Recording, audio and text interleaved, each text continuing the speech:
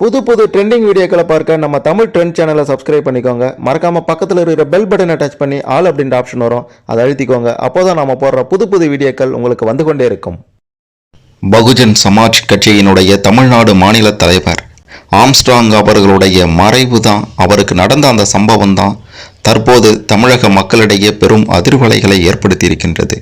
குறிப்பாக அரசியல் கட்சியினரிடையே மிக பெரும் பயத்தையும் உண்டாக்கி இருக்கின்றது. அந்த வகையில் பார்க்கும்போது பல்வேறு அதிர்ச்சிகரமான தகவல்கள் ஆம்ஸ்ட்ராங் அவர்களுடைய இந்த மறைவு பற்றி வெளியாகி இருக்கின்றது. மிக மிக முக்கியமாக ஆம்ஸ்ட்ராங் அவர்களுடைய அண்ணன், ஆம்ஸ்ட்ராங் கூட இருந்த அவருடைய அண்ணன் சொன்ன மிக முக்கியமான தகவலும் தற்போது வெளியாகி பரபரப்பை கிளப்பியிருக்கின்றது.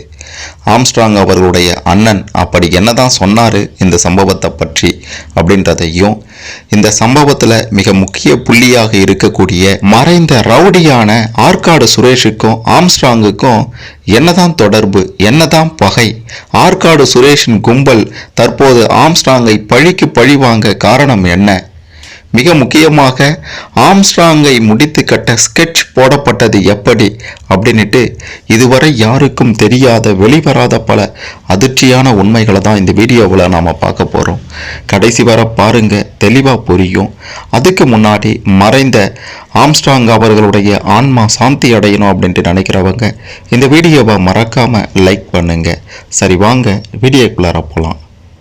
பகுஜன் சமாஜ் கட்சியினுடைய மாநில தலைவர் ஆம்ஸ்ட்ராங் அவர்கள் சென்னை அயனாவரத்தில் உள்ள அடுக்குமாடி குடியிருப்பில் வசித்து வந்தார். பெரம்பூர் வேணுகோபால் சாமி தெருவில் இவருக்கு பழைய வீடு ஒன்று இருந்திருக்கின்றது. அதை இடித்து கட்டுமான பணிகளை மேற்கொண்டு வந்திருக்கிறார். தினமும் அந்த பணிகளை பார்வையிடுவதை வழக்கமாக வைத்திருந்திருக்கிறார். ஆம்ஸ்ட்ராங் அவர்கள் அடிக்கடி அங்கு வருவதையும், அதுவும் குறைந்த அளவிலான நண்பர்களுடன் வருவதையும் நோட்டமிட்டு மறைந்த ரவுடி ஆற்காடு சுரேஷின் சகோதரர் ரவுடி புன்னை பாலுவுக்கு தகவல் கொடுத்திருக்கிறார் ஒரு ஆட்டோ ஓட்டுநர்.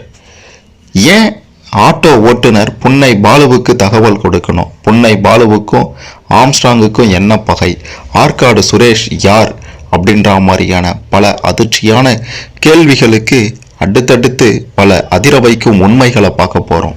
கடந்த 2000ஆம் ஆண்டு வட சென்னையை கலக்கி வந்த ரவுடியான நாயுடுவை ஆற்காடு சுரேஷ் மற்றும் அவருடைய கூட்டாளிகள் இணைந்து பூந்தமல்லியில் வைத்து முடித்து கட்டினர்.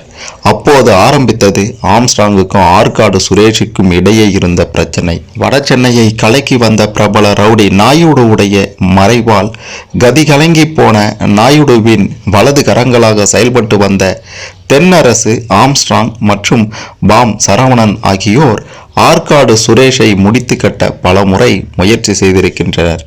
இப்படியாப்பட்ட நிலையில தான் கடந்த 2008ஆம் ஆண்டு முதல் ஆம்ஸ்ட்ராங் அவர்கள் தீவிர அரசியலில் ஈடுபட்டு வந்துள்ளார்.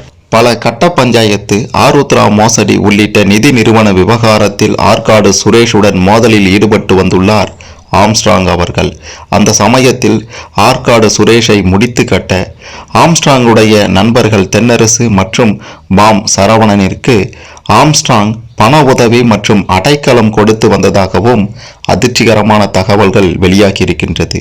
இதை அறிந்து கடந்த 2015ஆம் ஆண்டு தென்னரசை ஆற்காடு சுரேஷின் கும்பல் முடித்து கட்டினர். இதனால் உடனடியாக ஆற்காடு சுரேஷை தீர்த்து கட்ட ஆம்ஸ்ட்ராங் தீவிர ஸ்கெட்ச் போட்டதாகவும், கூட்டாளி ஒத்தக்கண்ணு ஜெயபால் மூலமாக கூலிப்படையை ஏவி கடந்த 2023இல் பட்டினப்பாக்கத்தில் வைத்து ஆற்காடு சுரேஷை முடித்து கட்டியிருக்கின்றனர்.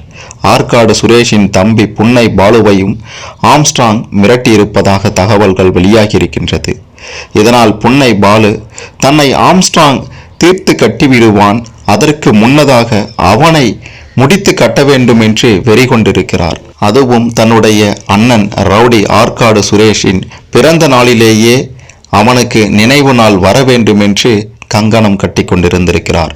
இப்படியாப்பட்ட ஒரு சூழ்நிலையில தான் 2024 ஜூலை 5ஆம் தேதி ரவுடி ஆற்காடு சுரேஷின் பிறந்த நாள் என்பதால் அன்று திட்டமிட்டு நோட்டமிட்டு ஆம்ஸ்ட்ராங்கை முடித்து கட்டியதாகவும் ஆற்காடு சுரேஷின் தம்பி பொன்னை பாலா தெரிவித்திருக்கான். குறிப்பாக எப்பவுமே ஆம்ஸ்ட்ராங் உஷாராகத்தான் இருப்பாராம். ஆம்ஸ்ட்ராங்கிடம் 20 லட்சம் ரூபாய் மதிப்புள்ள ஒரு கை துப்பாக்கியும் கூடவே இருக்குமா. ஆம்ஸ்ட்ராங் அவர்கள் ஆல் இந்தியா லைசன்ஸுடன் கூடிய விலை உயர்ந்த துப்பாக்கி ஒன்றை தன்னுடனேயே வைத்திருப்பார். அந்த துப்பாக்கி அவர் வசம் இல்லாததை அறிந்துதான் இந்த சம்பவம் நிகழ்ந்திருக்கின்றதா. அப்படின்னா நிச்சயமாக உளவு சென்றிருக்கிறது, யாரோ நோட்டமிட்டு இருக்கிறார்கள். அதுதான் அந்த ஆட்டோ ஓட்டுநர். குறிப்பாக 6 ஆண்டுகளுக்கு முன்பாக ஆல் இந்தியா லைசன்ஸ் பெற்று இந்தியா முழுவதும் எங்கு சென்றாலும் துப்பாக்கியை தன்னுடனேயே கொண்டு செல்வதை வழக்கமாக வைத்துக் கொண்டிருந்தார் ஆம்ஸ்ட்ராங் அவர்கள். இத்தாலியில் தயாரிக்கப்படும் பெர்ட்டா டாம்கேட் டைப் 3032 வகை துப்பாக்கியை வாங்கியிருக்கிறார் ஆம்ஸ்ட்ராங் அவர்கள். இந்த வகை துப்பாக்கி மார்க்கெட்டில் 9 லட்சத்திலிருந்து 20 லட்சம் வரை கிடைக்கின்றதாம் என்று காவல்துறையினர் சொல்லியிருக்காங்க.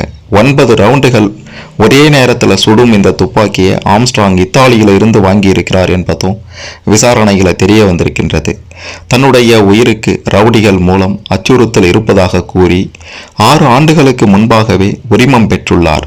கடந்த நாடாளுமன்ற தேர்தலை ஒட்டி தேர்தல் நடத்தை விதிமுறைகள் காரணமாக துப்பாக்கியை சென்னை காவல்துறையிடம் ஒப்படைத்த ஆம்ஸ்ட்ராங் அதன் பிறகு கடந்த ஜூன் மாதம் 13ஆம் தேதி மீண்டும் தனது துப்பாக்கியை காவல்துறையிடம் இருந்து பெற்றிருக்கிறார்.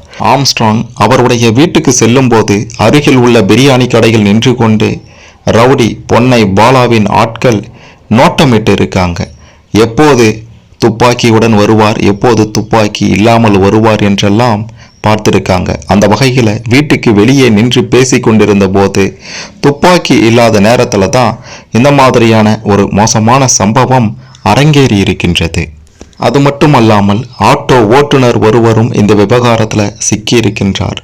அதாவது இந்த விஷயத்தில் பெரம்பூரை சேர்ந்த ஆட்டோ ஓட்டுநரும் சரித்திர பதிவேடு குற்றவாளியுமான திருமலை என்பவர் ஆம்ஸ்ட்ராங் வீட்டிற்கு அருகில் உள்ள பள்ளி அருகே ஆட்டோவை நிறுத்துவது போல கடந்த 1 வார காலமாகவே நோட்டமிட்டதும் விசாரணையில் அம்பலமாகி அதிர்ச்சியை ஏற்படுத்தியிருக்கின்றது. அந்த திருமலையின் தகவலின் பேரில் தான் உணவு டெலிவரி செய்வது போல நடித்து அந்த இடத்துக்கு சென்றிருக்கிறார் ஆற்காடு சுரேஷின் மைத்துனர் அருள். அவருடன் ஆற்காடு சுரேஷின் தம்பி பொன்னை பாலா மற்றும் சக கூட்டாளிகள் சேர்ந்து ஆம்ஸ்ட்ராங்கை முடித்திருக்கின்றனர். இந்த சம்பவம் எப்படி நடந்தது அப்படின்ட்டு ஆம்ஸ்ட்ராங்கின் அண்ணன் அருகில் இருந்த ஆம்ஸ்ட்ராங்கின் அண்ணன் வீரமணி மிக பெரும் அதிர்ச்சியோட சொல்லியிருக்கிறாரு. அவர் என்ன சொல்லியிருக்கிறார்னா, அருகில் இருக்கக்கூடிய, அதாவது ஆம்ஸ்ட்ராங் இருந்த இடத்திலிருந்து பக்கத்தில் இருக்கக்கூடிய கோவிலில் நான் இருந்தேன். அப்போது திடீரென ஒரே சத்தம் கேட்டது. என்ன சத்தம் கேட்டது என்று ஓடி வந்து பார்த்தபோது ஆம்ஸ்ட்ராங்குக்கு என்னவோ நடக்கிறது, யாரோ ஏதோ செய்கிறார்கள் என்று சத்தம் போட்டுக்கொண்டு எல்லோரும் ஓடி வந்தார்கள். இதனை கேட்டதும் சம்பவ இடத்திற்கு நான் ஓடினேன். அப்போது 2-3 பேர் நின்று கொண்டிருந்தனர் ஆம்ஸ்ட்ராங்கை சுத்தி. உடனே நான் தடுக்க சென்றேன், ஆனால் என்னையும் தாக்கினர். இதனால் எனக்கு மயக்க நிலை ஏற்பட்டு விட்டது. உடனே என்னுடைய மனைவியும் அருகில் இருந்தவர்களும் மருத்துவமனைக்கு அழைத்து சென்று விட்டனர் என்று ஆம்ஸ்ட்ராங்கின் அண்ணன் வீரமணி சொல்லியிருக்கிறாரு. அது மட்டும் இல்லாமல் குற்றவாளிகளை நான் அப்போது பார்க்கல, 10 செகண்ட் தான், எல்லாமே முடிஞ்சிடுச்சு. தம்பி ஆம்ஸ்ட்ராங் பக்கத்தில் தம்பி பாலாஜி என்பவரும் உடன் நின்று கொண்டிருந்தார்.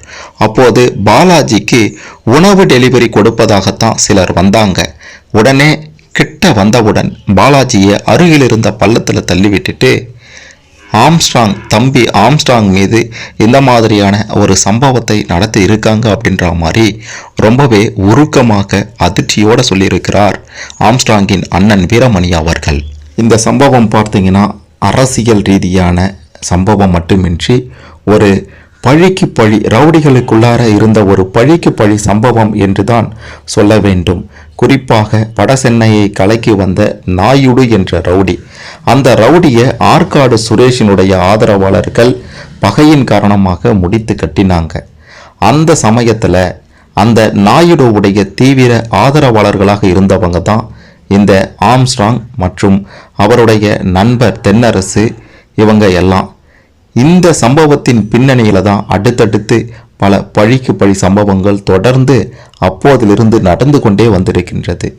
அந்த சம்பவத்தின் ஒரு பகுதியாகத்தான் தற்போது ஆம்ஸ்ட்ராங் அவர்களும் தீர்த்து கட்டப்பட்டிருக்கிறார், முடித்து கட்டப்பட்டிருக்கிறார் என்பது தான் உண்மையிலும் உண்மையான ஒரு விஷயம். மிக மிக முக்கியமாக அடுத்தடுத்து நடந்த இந்த பழிக்கு பழி சம்பவங்களை பற்றியும் ஆற்காடு சுரேஷுக்கும் ஆம்ஸ்ட்ராங்குக்கும் என்ன தொடர்பு அப்படின்றத பற்றியும் பல விஷயங்களையும் தெளிவாக தெரிந்து கொண்டிருப்பீங்க. இந்த சம்பவத்தை பற்றி நீங்கள் என்ன நினைக்கிறீங்க? உங்களுடைய கருத்துக்களை மறக்காம கமெண்ட்ல பதிவு செய்யுங்க. மறக்காம இந்த வீடியோவை லைக் பண்ணுங்க, ஷேர் பண்ணுங்க.